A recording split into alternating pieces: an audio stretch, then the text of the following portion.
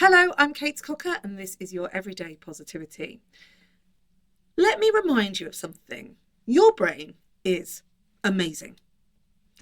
It has this ability to create scenarios and your emotional reaction to those scenarios so that you can take action. The trigger comes in, the feeling occurs, the hormone is released, and then the action happens, right? So this might be you have a worrying thought, for example, it sets off some cortisol maybe because it sees it as a threat, and then it sets you into a bit of a rumination, and then you set yourself round and round and round. The most useful thing that you can know about your brain is this. It's highly reactive, which means that it can give you the same hormonal reaction or emotional reaction to a real life situation, a memory, or something that you have invented.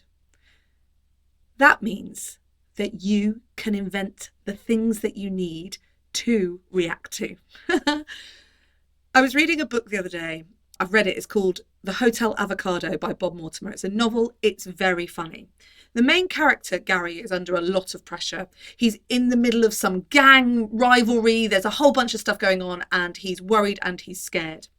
And there's this brilliant moment in the book where Gary says, I was feeling really worried about the situation, so I fashioned a daydream in my head to lift my spirits. And I loved it so much, I had to tell you about it, because this is a really great example of when you can control your brain and your thoughts. If you are in the middle of a stressful situation right now, or if you're feeling slightly blue, fashion yourself a daydream to lift your spirits. In the book, I think it goes slightly silly at that point. I wish I could remember. I was so taken with the line, I forgot what it was that came afterwards.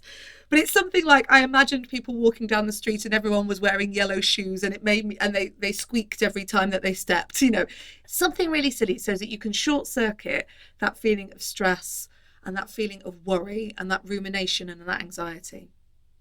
So today, feeling stressed?